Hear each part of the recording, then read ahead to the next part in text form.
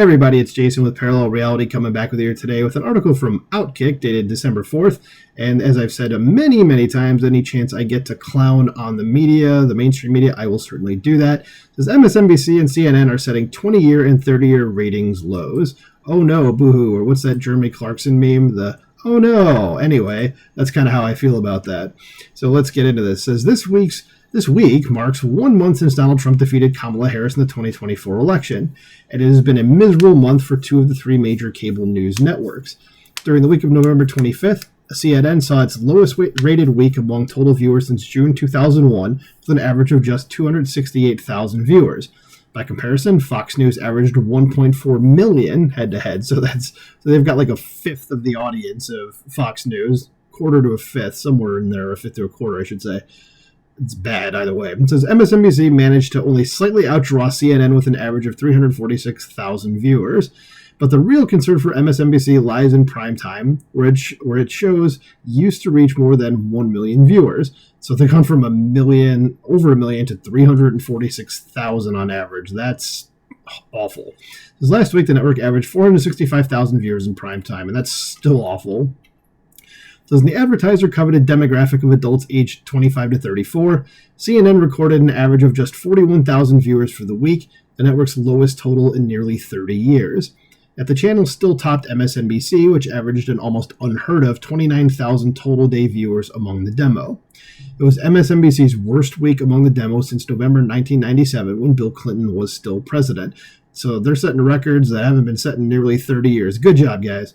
Despite nearly wall-to-wall hysteria over Trump's cabinet picks, particularly Pete Hegseth, MSNBC had a smaller audience among the demo than 36 other cable options, including Nickelodeon, Disney Channel, E!, the Cartoon Network, Oxygen, MTV, Hallmark Mystery, and a pair of Lifetime networks. Okay, now I said it was awful before. I don't even have a word to describe how bad that actually is.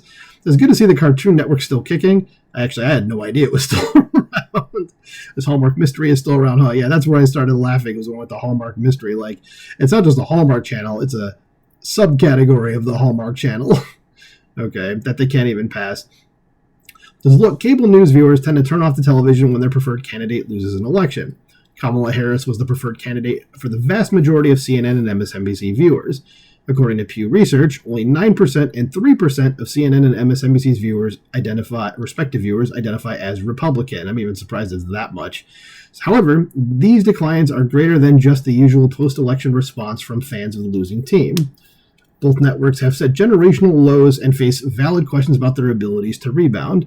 Yeah, CNN has been this way for a number of years, and it doesn't seem like they are rebounding. And MSNBC, I think this is actually fairly new to them. Like in the last, I'd even go as far back as maybe like a year. I don't think they can rebound, to be honest. This mass media is now the least trusted profession in the nation per Gallup. More people trust Congress than the media. CNN and MSNBC are two of the main reasons why. Just consider the lies that the two network, or extra D here, consider the lies that the two networks told viewers ahead of the election, from the bloodbath hoax to the very fine people lie, which is still going on. And in fact, this lie, the very fine people lie, it's probably red-pilled more people than the Democrats have any idea. Okay, so yeah, keep doing that, guys. So it says, this is from warning that Trump was akin to a certain funny mustache German guy, to stating that concerns about the border were overblown. Heck, the two networks spent the last week before the election telling their viewers that Trump said he'd execute neocon Liz Cheney, which is not something he ever said. It was probably something Joy Reid in one of her fever dreams just imagined and decided to go, oh no, this is actually happening, even though it only happened in my head. It says lie after lie, hoax after hoax. At some point, viewers are going to catch on.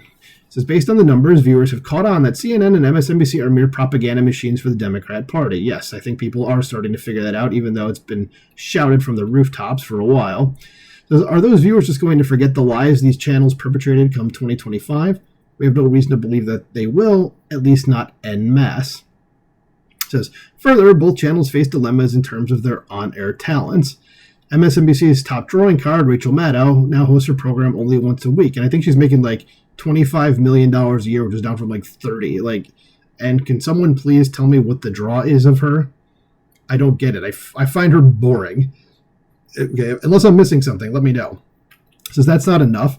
Liberal viewers are still boycotting Morning Joe after host Joe Scarborough and Mika Brzezinski met with Trump at Mar-a-Lago. Race hustler Al Sharpton is facing ethical concerns over failing to disclose that his foundation received $500,000 from Kamala Harris's campaign before he interviewed her on MSNBC. Yeah, that's called a payoff. Says Joy Reid is still her usual racist self, except 50% fewer people are watching, and there should be a period at the end of that sentence. Says at CNN, the network continues to search for a breakout host or reporter who separates from the pack. No one has emerged. Sure, Abby Phillips' nightly panel creates headlines as conservative Scott Jennings takes on and thumps 3 or 4 liberals at a time, and that's true. Yeah, go watch that show just for him. I mean, Abby Phillips is very easy on the eyes as well, but Scott Jennings just wipes the floor with everybody every day, every night. It's funny. So it says, but those headlines have not translated to viewership. And finally, Laura Coates has been a disaster at 11 p.m. She's not a prime host. No one knows for certain what the future of media looks like. Perhaps it's YouTube, podcasting, or X. Whatever it is, it's certainly not the current interactions of CNN and MSNBC. And that's correct. And I don't care. I hope all those networks just die a painful death. And they deserve it after what they've done. They've done nothing but lie to the American people you can very easily point to about 10 years now since Trump came down the escalator, but it certainly has been longer than that as well, if you just were to look into it. But yeah, don't have a problem with any of these networks just going the way of the dodo bird. So let me know what you think about this in the comments below. Like, share, subscribe, and I will talk to you soon. Bye.